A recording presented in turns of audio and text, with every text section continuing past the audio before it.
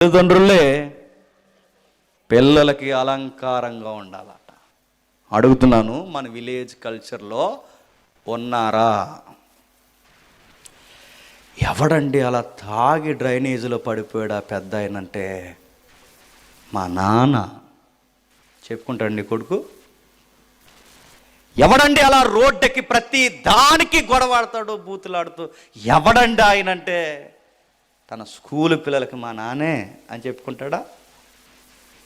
తాగి తందనాలాడి నీ ఇష్టానుసారంగా రోడ్లంటే పడి లేచి నువ్వు దమ్మిడి సంపాదన ఇంటికి ఇవ్వకుండా ఇష్టానుసారంగా తిరిగితే, ఒరే ఎవడరా మీ నాన్న, మేమందరం ఫీజులు కట్టేసాం నెలకి, నువ్వు ఫీజు కట్టలేదు ఇంకా అని అడిగితే, మా నాన్న అదిగా అక్కడ తాగి దొల్లుతున్నాడు అందుకే కట్టలేకపోయాడు అని చెప్పగలడా?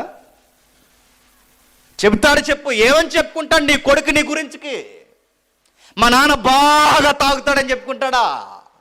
మా నాన్న బాగా గొడవలకు వెళ్తాడని చెప్పుకుంటాడా? మా నాన్న కష్టపడి ఇంటికి తాడు, ఆ కష్టపడింది వస్తూనే ఆ తాగుబోతు సెంటర్లో చచ్చిపోతాడు మా నాన్న అని చెప్పుకుంటాడా?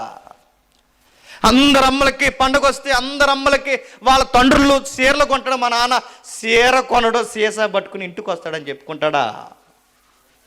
మాకు టయానికి అన్నం కూడా పెట్టడని చెప్పుకుంటాడా? ఏమని చెప్పుకుంటాడు?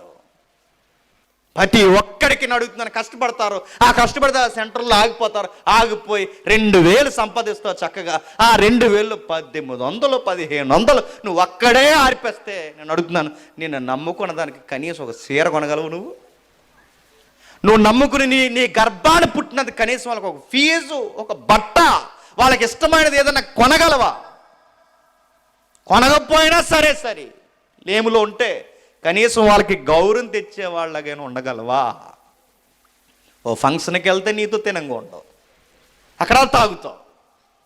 ఓ కార్యక్రమానికి వెళ్తే తినంగో, స్కూల్లో పరిచయం చేసి తీసుకెళ్తే అక్కడ తాగేసి, ఎక్కడ చూడు తాగేసి ఉంటావు.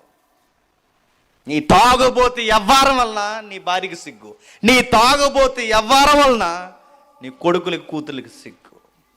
ఏమర్థమవుతుంది? ఒక బాధ చెప్పుకోగలరు నీ దగ్గరకు వచ్చి, ఏమైనా వివరించగలరు? నాన్న స్కూల్లో ఎలా జరిగింది, నాన్న దారిలో ఎలా జరిగింది, నాన్న ఇలా జరిగిందని ఏమని చెప్తారు? నీకు ఎప్పుడు మత్తులో ఉంటావు, నీకు ఏం ఎక్కేడుతుంది? ఓ బాధ చెప్పుకోగలరా ఎదుగొచ్చిన కూతురు? ఒక బాధ చెప్పుకోగలరా ఎదుగొచ్చిన కొడుకు? ఏం చెప్తాడు? నీకు ఒకటి మత్తు దిగితే చెప్తారు. రోడ్లంటే తిరిగి ఇష్టానుసారంగా బూతులు మాటలు గొడవలు పెట్టుకుని తిరిగితే మా నాన్న అని చెప్పుకోగలరా? సిగ్గు, నీ వల్ల అలంకారం కాదు, అవమానము. ఎవరండి ఈవిడ? ఎవరావిడ అలా మాట్లాడుతుంది? అది అలా బిందించుకుంటేస్తుంది. ఎవరావిడ అంటే ఎవరు? ఆ సొంతూరు మమ్మీ, మా మమ్మీయే అని చెప్పుకుంటారా? ఏమని చెప్పుకుంటారు అని అడుగుతున్నాను. ఏమని చెప్తారు చెప్పండి?